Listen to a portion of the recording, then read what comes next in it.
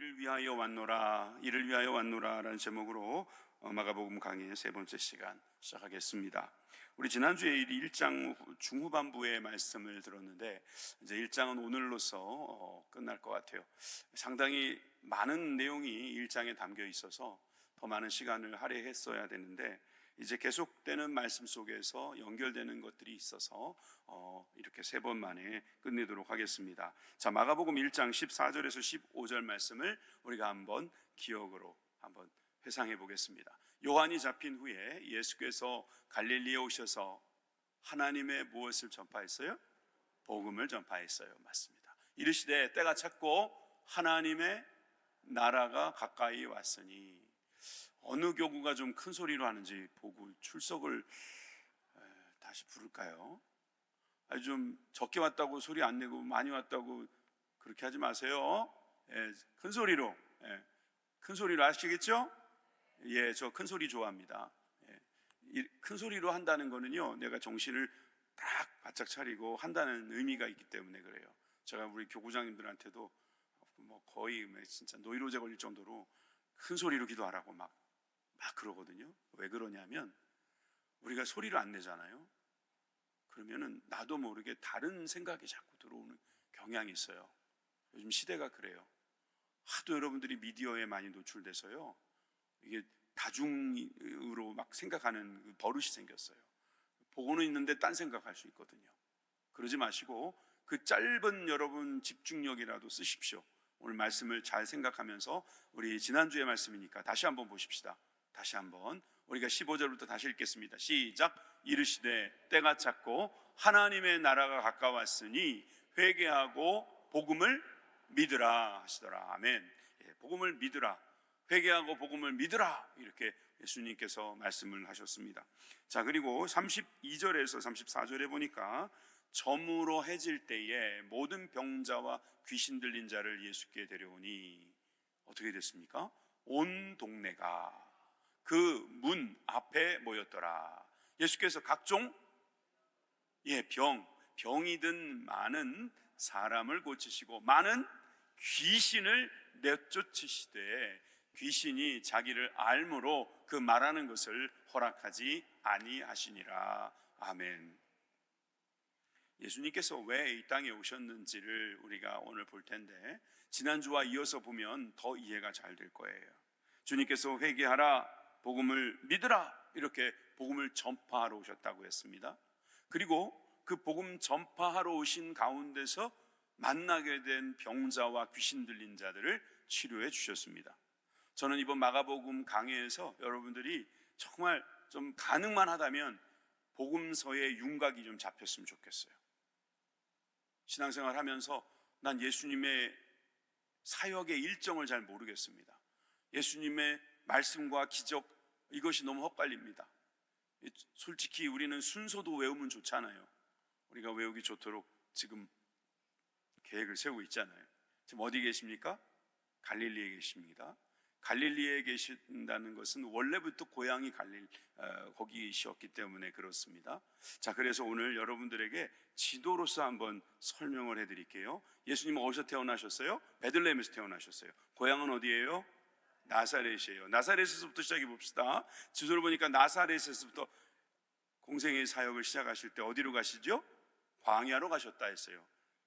세례 요한을 만나서 요단강에서 세례를 받으셨으니까 아래쪽으로 내려가신 것으로 보아요. 그러면 여러분, 큰 지도를 보여드리면 예수님이 가신 곳은 저기 사해 옆에 있는 유대 광야로 보여요. 유대 광야 오른쪽에 보면 여러분, 요단강이 저 갈릴리까지 흐르거든요. 그런데 그곳에서 주님은 시험을 당하셨을 겁니다. 세례를 받으시고 시험을 받으셨어요. 마가복음에서 시험 아주 짧게 기록되어 있죠. 이 시험산이라고, 요즘은 예수님이 시험 받으신 산이다 그래가지고 여기에 큰 또 뭐라고 그러죠? 수도원도 지었어요. 한번 보여드릴까요? 저기가 유대광야에 있는 시험산 중턱에 있는 시험산 수도원이라고 그런답니다. 언제 한번 이 팔레스타인 소요가 끝나면 한번 여러분 가보시면 좋을 것 같아요. 여러분, 저기에 시험산이 있는 그곳이라고 해도 좋고 아니면 어느 광야라도 좋습니다. 예수님은 마귀에게 시험을 받으셨으나 말씀으로 물리치시고 다시금 어디로 올라오십니까? 갈릴리로 올라오십니다. 갈릴리로 올라오셨는데 구체적으로 어느 곳이냐면, 다시 갈릴리로 가봅시다. 갈릴리에서 구체적으로 어디냐 하면은 저 가버나움 쪽에 있습니다. 가버나움, 아보카도 같이 생긴 저 가버나움의 꼭대기쯤에 있는 거예요. 가버나움이 어디 있다고요? 갈릴리 호수 북쪽에 있어요. 북쪽 중에도 왼쪽에 있어요. 여러분 사진으로 딱 찍어 놓으세요. 눈 사진으로 딱 찍어 놓으세요. 그러면 가버나움 하면 여러분들에게 딱 떠올라야 되는 것은 갈릴리 호수. 갈릴리 호수가 딱 떠올랐으면 좋겠고요.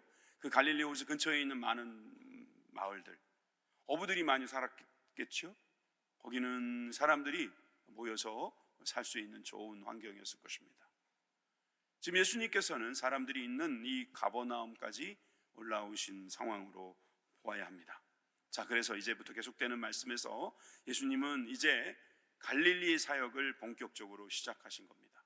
지난주까지 예수님께서 안식일에도 정말 주님께서 회당에 가셔서 복음을 전하시고, 안식일이 끝나니까 그때 병자들이 몰려와서 예수님께 치료해달라고 그렇게 요청하는 그런 내용까지 보셨습니다. 자, 오늘은 주님께서 먼저, 우리가 계속 지금 보고 있는 예수님께서 왜 오셨는가, 오셔서 무슨 일을 하시는가, 무슨 일을 하시려고 오셨다고 말씀하시는가, 여기에 대해서 우리가 함께 살펴보겠습니다. 첫째는 하나님 나라의 복음을 전파하시기 위해서 오셨다는 겁니다. 여러분, 우리는 예수님께서 이 땅에 왜 오셨는지를 제대로 알아야 합니다. 우리는 어떨 때는 모르고 삽니다. 그러다가 예수님을 만나면 알게 됩니다. 말씀을 듣는 순간 알게 되는 것이죠. 말씀을 듣기 전까지는 모르게 됩니다. 그런데 예수님은 말씀이시므로 그 말씀으로 오신 예수님께서는 그 목적이 있으셨습니다. 그래서 예수님은 그 많은 사람들을 만날 때마다 그 목적을 놓지 않으셨습니다. 그렇기 때문에 지금 이 35절의 모습도 있었을 것입니다. 35절의 모습을 보시면 새벽 아직도 밝기 전에 예수께서 일어나 나가 한적한 곳으로 가사 거기서 기도하셨다 그랬습니다. 아까 우리가 이제 복습을 하면서 보았던 병자, 귀신 들린 자를 쫓으시고 말하는 것을 허락지 아니하신 다음에 바로 35절로 넘어온 거예요. 예수님이 새벽인데 아직 동도 트기 전에 주님께서는 뭘 하셨다고 하십니까? 한적한 곳으로 가셨다는 거예요.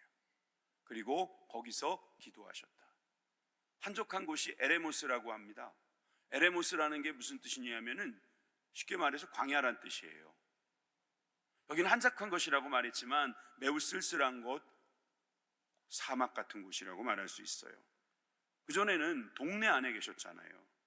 보실래요? 33절에 보시면은 온 동네가 그 문 앞에 모였더라. 누구 문일까요? 시몬하고 야고보. 시몬의 장모를 치료해 줬다고 하니까 시몬의 집에 찾아와서 예수님을 만나기를 원하는 거죠. 근데 여러분, 이게 좀 이상합니다. 뭐냐면 온 동네 사람들이 그 문 앞에 모였더라, 이렇게 번역해야 되지 않아요? 온 동네가 막 걸어 다닙니까? 온 동네가 말도 합니까? 온 동네를 사람처럼 온 동네가 그 문 앞에 모였다, 이렇게 말하고 있어요. 그리고 35절에는 그와 반대 개념인 한적한 곳으로 가셨다. 좀 더 보여주세요. 아까 그거. 여러분, 이건 마가의 계획이 들어있는 겁니다. 예수님은 온 동네라고 하는 많은 사람들이 있는 곳에서도 사역을 하셨지만, 그러나 한적한 곳으로도 일부러 가셨다는 거예요. 물론 온 동네에 가셔서 많은 병자들을 고쳐주시고 그곳에서 치료되니까 많은 사람들이 예수님을 붙잡고 나도 고쳐주세요, 나도 고쳐주세요 그랬을 거예요. 그러면서 주님께서는 사람들에게 말하지 말라고 그들을 진정시키시고 한적한 곳으로 가셨다. 동네와 한적한 곳. 여러분, 이렇게 상반된 예수님의 모습에서 우리는 또 한 가지를 보기를 원합니다. 35절에 저기 가사라는 단어입니다. 이 가다 그러면 뭐 go 뭐 이렇게 말하면 되잖아요. 영어로 뭐 go 그러면 되는데, 이게 아페르코만이라고 그래서 퇴각하다 이런 뜻이 있어요. 떠나다 이런 뜻이 있어요. 출발하다 이런 뜻이 있다고요. 이 아페르코마이를 의도적으로 성경에서는 자주 씁니다. 그냥 갔다라는 말을 쓰지 않고요, 일부러 물러난 것처럼 보인단 말이죠. 그러니까 예수님께서 그 동네로 사역지를 삼으실 때도 있었지만 한적한 곳으로 퇴각하는 시간도 있었다는 것입니다. 여러분, 예수님의 사역에서 우리가 원리를 하나 발견해야 됩니다. 우리는 항상 앞으로만 갈 수 없습니다. 때로는 뒤로 작전상 후퇴를 해야 될 때도 있습니다. 지는 것이 아닙니다. 도리어 그럴 때에 우리는 거기에서 더 많은 일을 할 수도 있는 겁니다. 예수님께서 한적한 곳으로 퇴각하셔서 하신 일이 무엇입니까? 묻는다면 기도입니다. 사실 저는 이 본문으로 많은 분들이 새벽 예배를 강조하고 있습니다. 저도 그러고 싶습니다. 많은 분들이 기도를 강조합니다. 저도 그러고 싶습니다. 그래야 됩니다. 그거 틀린 게 아닙니다. 매우 옳습니다. 너무 많이 들은 이야기라서 오늘은 그 두 가지 이야기에 더하기. 여러분, 우리는 사람이 많고 인기를 얻고 사람들이 좋아하는 그런 곳에만 있을 수 없다는 것입니다. 우리를 교만하게 만들고 우쭐하게 만들고 또 우리를 어떤 허탄한 곳에 우리의 마음을 빼앗기게 만드는 곳에서 떠나 한적한 곳이 필요하다는 거예요. 그게 바로 기도예요. 그게 바로 하나님과 마주하는 자리라는 거죠. 그래서 산상수훈에도 보면 예수님께서는 이런 시간을 가지라고 계속 강조하셨습니다. 마태복음 6장 6절 다 같이 읽어봅시다. 시작.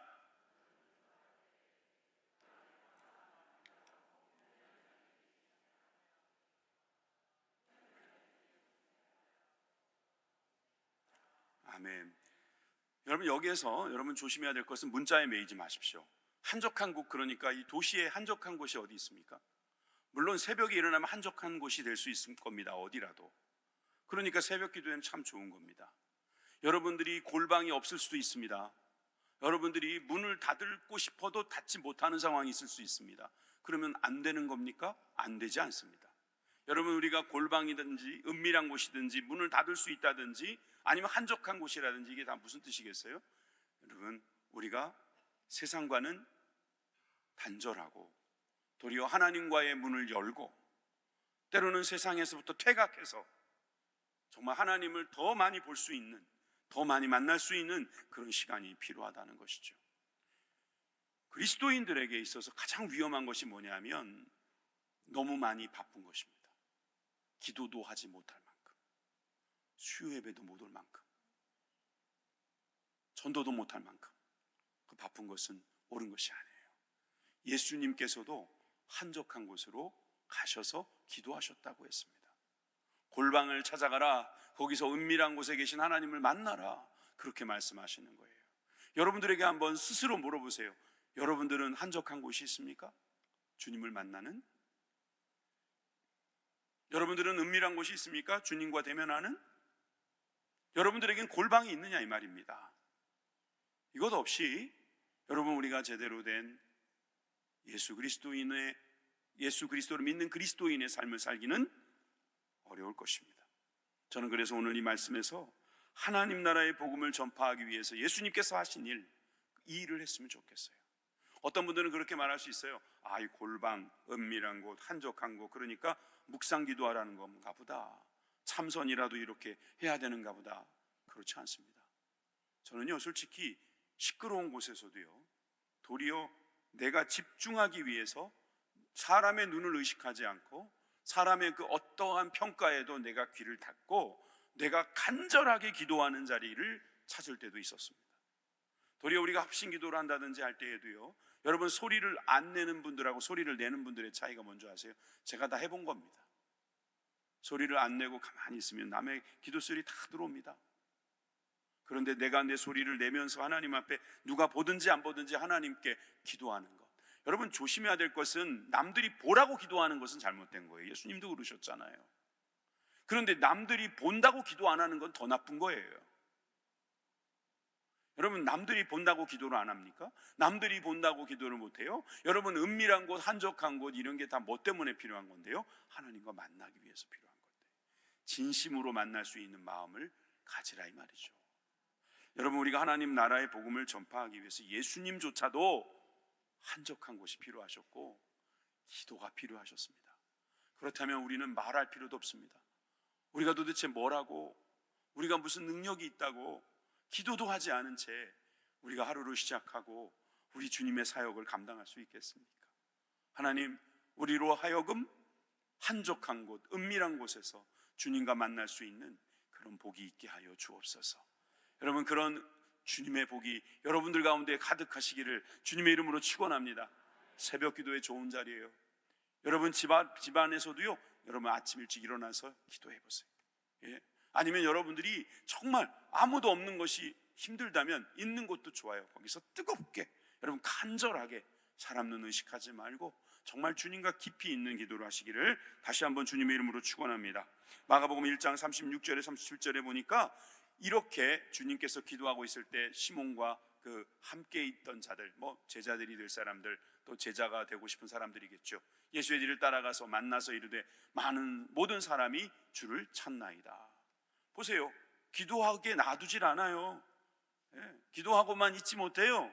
사람들이 자꾸 찾아옵니다. 예수님도 찾아왔습니다. 왜 찾아왔을까요? 우리도 고쳐주시오, 우리도 좀 치료해 주세요. 그렇게 찾아온 거 아니겠습니까? 그런데 38절에 39절에 보세요. 이르시되 우리가 다른 가까운 마을로도 가자. 여러분 가까운 마을로 가자 그랬지, 거기서 가까운 마을에 가서 병을 고쳐주자 하지 않으십니다. 전도하리니 내가 이를 위하여 왔노라 하시고 이에 온 갈릴리에 다니시며 그들의 여러 회당에서 전도하시고 또 귀신을 내쫓으시더라. 여러분 아까 우리가 34절에서 보니까 그 말하는 것을 허락하지 않았다. 귀신을 내쫓아 주시고도 말하지 말라고 하신 이유는 무엇이며, 왜 주님은 다른 가까운 마을에 가서 그 병자를 치료함으로 인해서 자연스럽게 될 수 있는 그 전도를 쓰지 않으셨을까? 여러분 우리가 갈릴리라는 어떤 한 지역을 우리 부천이든지 여러분들 생활의 터전으로 보십시오. 여러분들이 그곳에서 주님의 말씀을 들을 수 있도록 주님은 말씀을 계속해서 공급해 주십니다. 그런데 그 말씀을 듣기보다는 우리는 현실적인 거, 지금 당장 급한 거를 찾죠.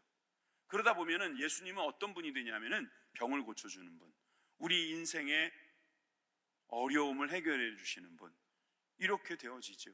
그러면요 여러분, 예수님께서는 그리스도로서 오신 사역을 감당하기 어려워질 수 있습니다. 여러분 예수님께서 이 땅에 오신 이유는 하나님 나라를 전파하시기 위해서 오셨다고 하시잖아요. 전도, 즉 복음을 전하는 일을 하러 오셨는데 병을 고쳐주는 것, 그것은 어찌 보면 과정일 수 있을지는 모르나 그것이 본질이거나 목적일 수는 없다는 것입니다. 제가 이렇게 말하니까 아니 그래도요 목사님, 우리 교회가 부흥하려면요 신유의 역사가 일어나야 합니다. 귀신들이요 소리 지르며 떠나가 보세요. 얼마나 많은 사람들이 오게요. 저도 정말 그랬으면 좋겠네요. 정말 그랬으면 좋겠어요. 그래서 제가요 손을 딱 얹었더니 막 귀신이 떠나가요. 그러면 저는 오늘 퇴근 못합니다. 내일 이쪽으로 출근 못할 겁니다. 저는. 왜? 야, 정원일 목사라는 사람이 은사를 받았는데 그냥 손만 얹으면 귀신이 다 떠나가더라. 그 사기 아니야? 부터 시작해서 정말 우리 일단 데려가 보자. 막 몰려와서 막 사람들이 부흥하고, 어떻게 될까요? 그럼 우리 교회는 이만한 건물을 또 한 채 지을까요? 선교지 막 늘리고 그럴까요? 복음은 언제 전하죠? 복음은 언제 전해요? 여러분 예수님께서 사람들에게 인기를 얻으시려면요 치료해 주시는 방법이 제일 좋은 방법은 맞아요. 당시에 병원이 있었겠어요? 제대로 된 약이 있겠습니까? 여러분 그런 상황에서 병을 고칠 수 있다는 것은 어마어마한 능력입니다. 그러나 예수님은 그 능력보다 더 큰 능력, 즉 복음을 전하는 능력을 가지고 계셨음을 여러분 믿으시기 바랍니다. 여러분들이 그토록 원하는 은사를 만약에 안 주신다면 하나님이 주실 수 없기 때문이다, 아니면 내 기도가 너무 약하기 때문이다, 여러분 그렇게 생각하기 전에 이미 나에게 주어진 일을 잘 감당할 때에 하나님께서 그 능력도 겸하여 주신다는 사실을 믿으시기 바랍니다. 여러분, 예수님은 그렇다고 기적을 일으키지 않으시진 않았어요. 무슨 말이냐면 표적을 드러내시는 거예요. 나는 그리스도다라고 하는 것을 그때그때 드러내시는 거죠. 여러분, 우리가 주님께서 주신 성령의 은사가 계속해서 나타날 거예요. 여러분들이라고 해서 손을 얹지 말라는 법이 없어요. 여러분들도 손을 얹으세요. 그리고 기도해 보세요. 특별히 자녀 같은 경우는 여러분들이 축복하세요. 여러분들이 어려운 일이 있으면 가서 기도하세요. 붙잡고 기도하세요. 여러분들이 직장 다니시면 여러분들이 책상에다 놓고 기도하세요. 어떤 분은 이렇게 손을 뻗치고도 막 기도하대요. 여러분 기도하십시오. 그런데 여러분 그 기도하는 가운데 여러분들이 꼭 기도해야 될 것은 복음이 전파되게 하옵소서. 복음이 전파되는 것이 주목적이지, 우리가 복을 받아서 어떻게 더 잘 돼가지고 하나님 내가 그 다음에 복음을 듣겠습니다, 여러분 계획이고 그 계획대로 안 될 수가 있다는 거. 그래서 예수님께서는 그 시대에도 자꾸 사람들한테 알리지 마라 말씀하시는 거였겠죠. 자, 로마서 1장 16절의 말씀을 여러분 같이 읽어봅시다. 시작. 내가 복음을 부끄러워하지 아니하노니 이 복음은 모든 믿는 자에게 구원을 주시는 하나님의 능력이 됨이라. 먼저는 유대인에게요 그리고 헬라인에게로다. 여러분, 여기에 먼저는 유대인, 다음은 헬라인, 이렇게 우선순위가 있고 어찌 보면 가까운 데부터 시작되는 것일 수 있다, 이렇게 볼 수 있어요. 유대인은 이미 약속받은 사람이고 헬라인은 그 약속을 믿는 자가 되어져야 되기 때문에 하나 더 더해질 필요는 있겠죠. 여러분, 근데 하나님의 능력은요 모든 믿는 자에게 나타나는 일이라고 했기 때문에 우리가 이 복음을 부끄러워만 하지 않는다면 여러분, 이 복음을 전파하는 가운데서 하나님의 크신 역사가 일어날 줄 믿습니다. 여러분, 예수님께서 이 땅에 왜 오셨다고요? 복음을 전파하기 위해서요. 자, 그럼 여러분들에게 한번 질문해 보죠. 여러분들은 여기에 왜 오셨습니까?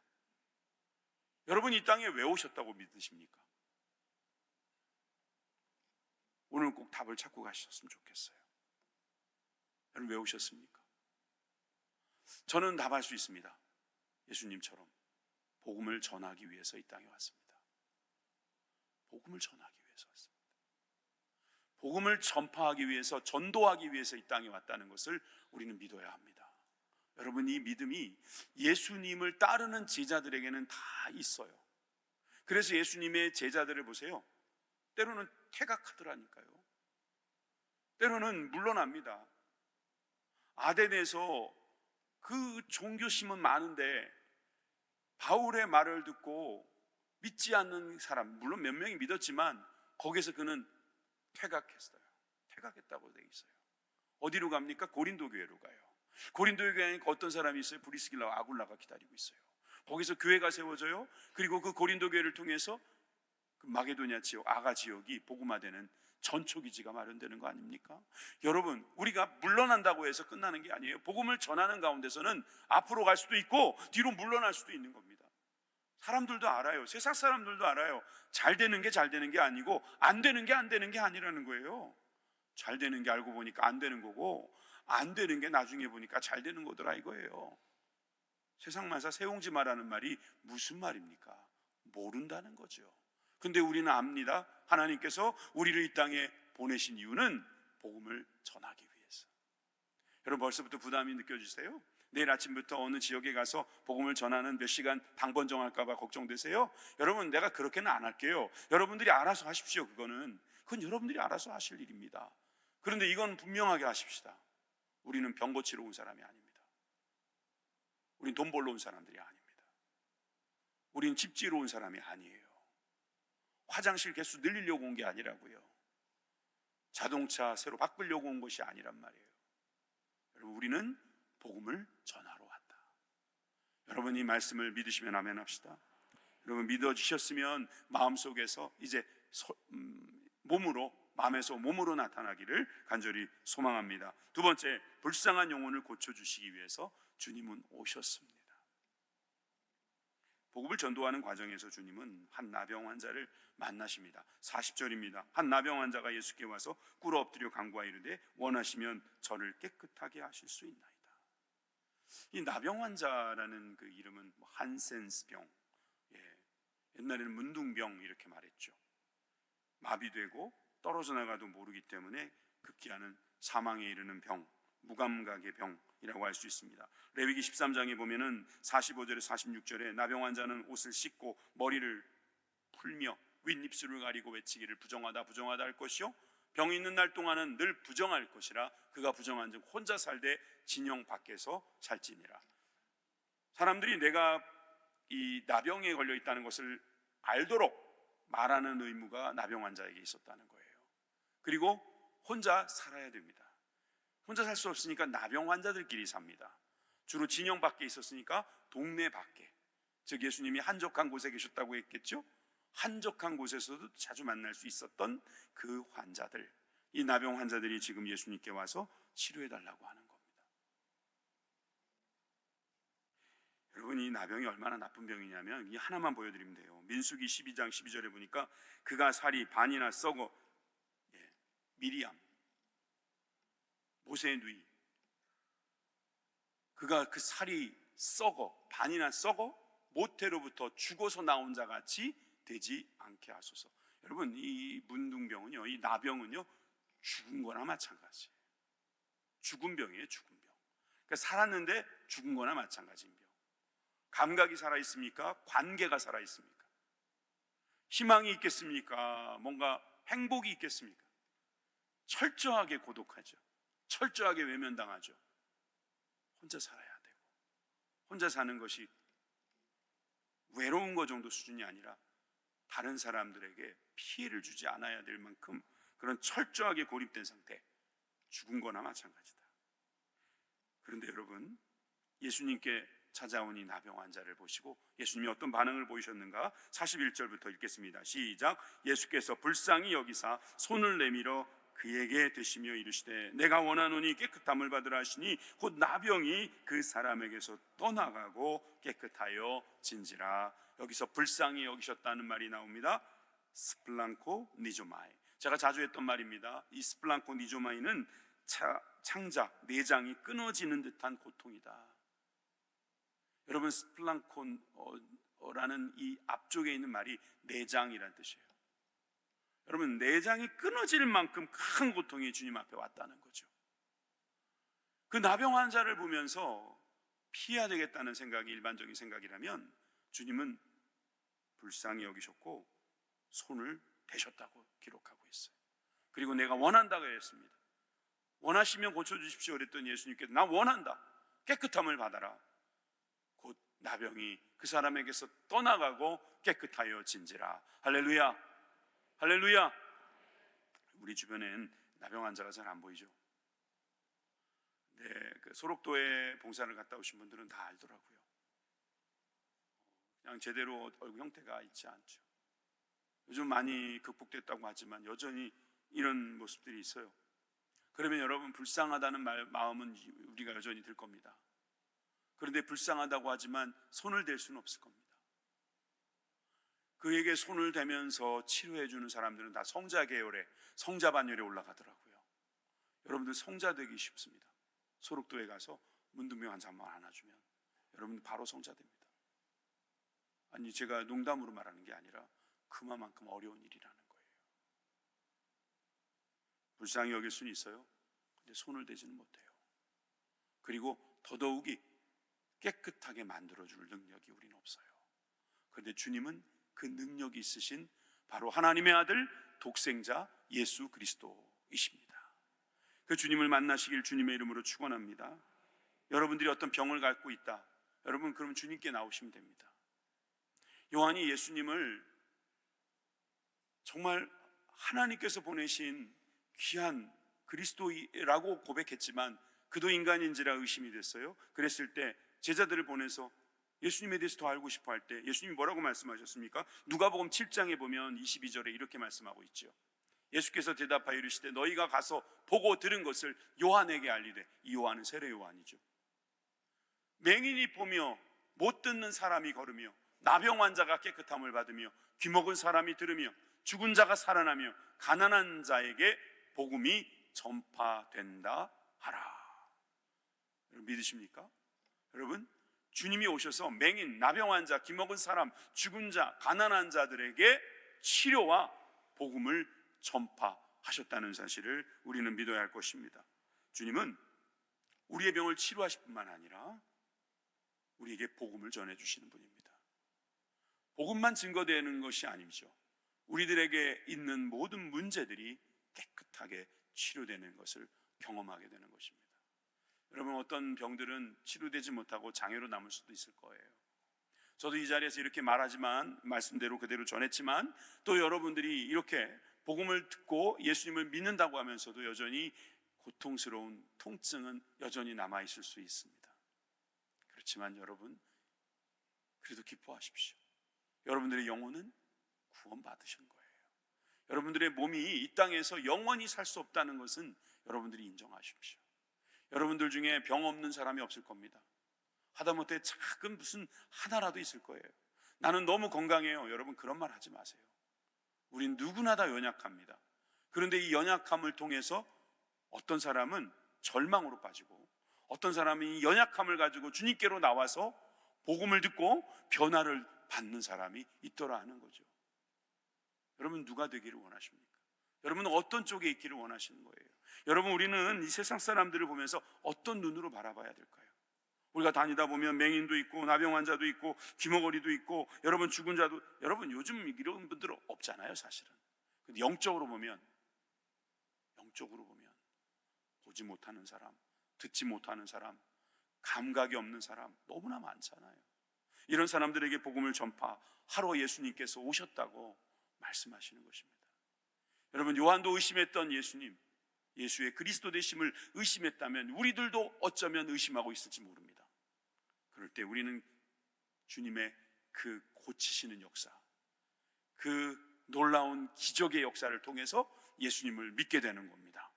여러분, 그래서 여러분들은 치료될 수 있는 거예요.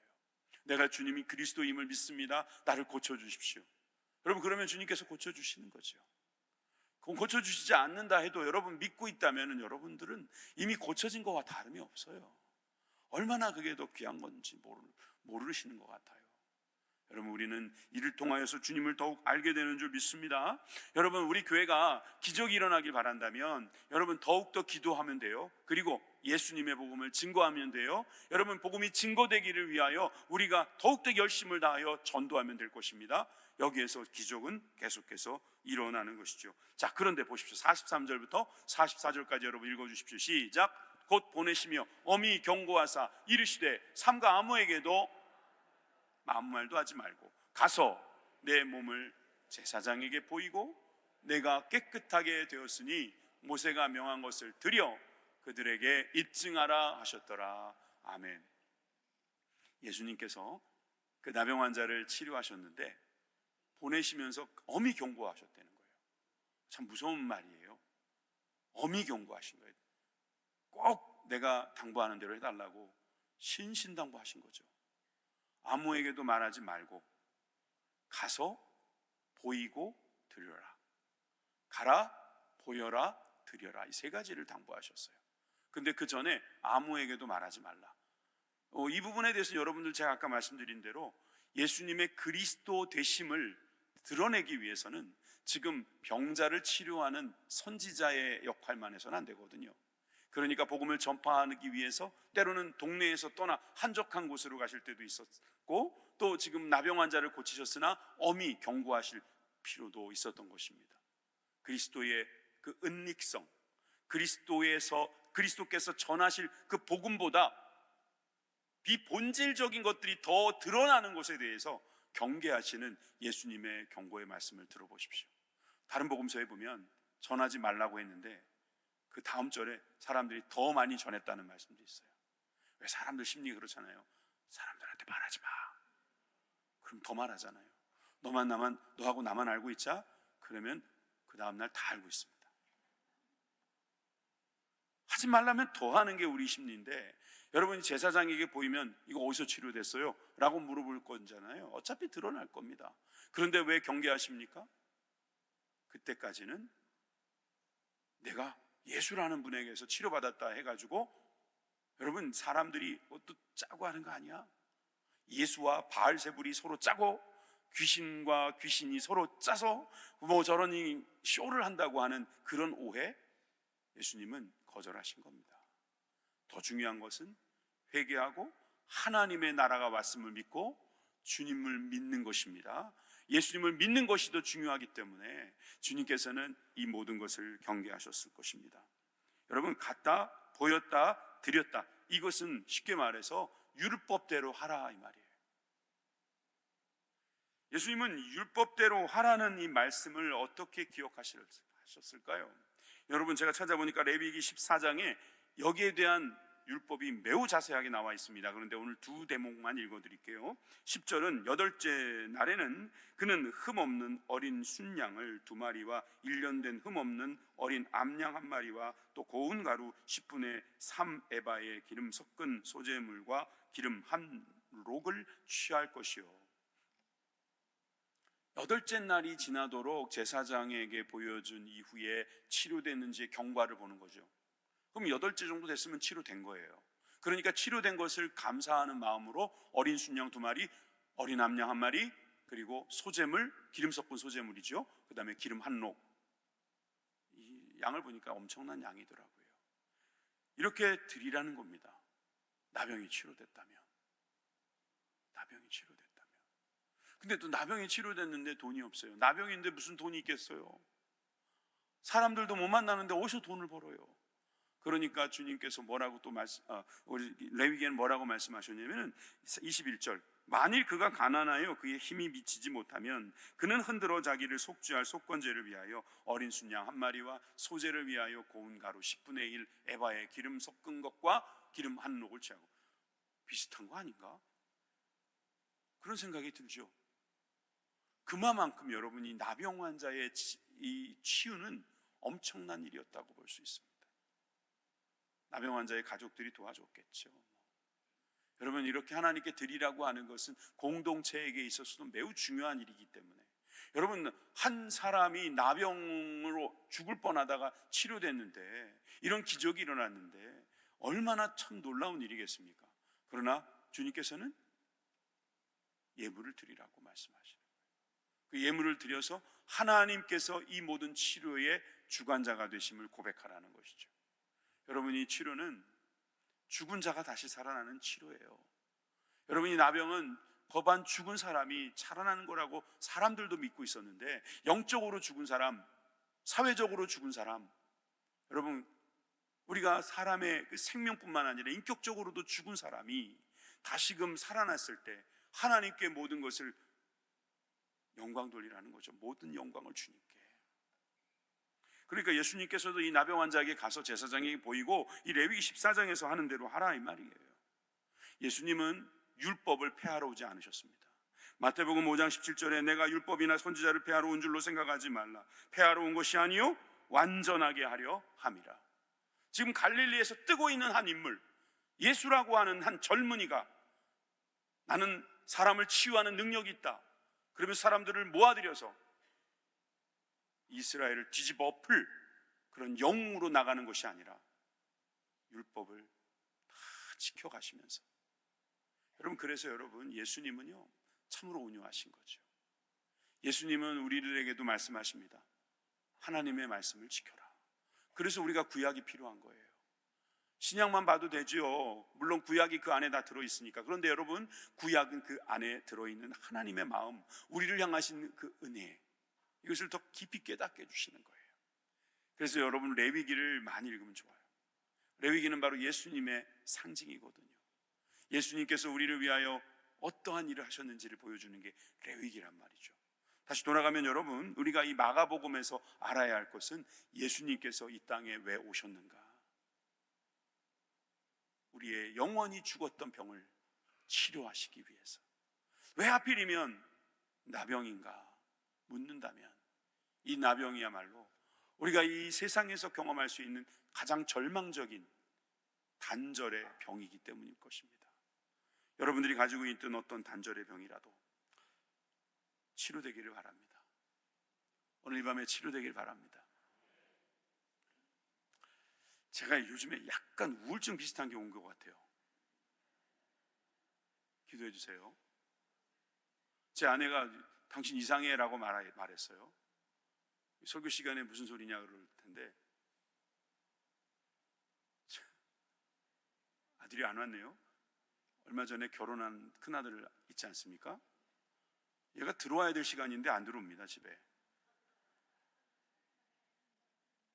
아마 결혼시키신 분들은 다 그 느낌 아실 겁니다.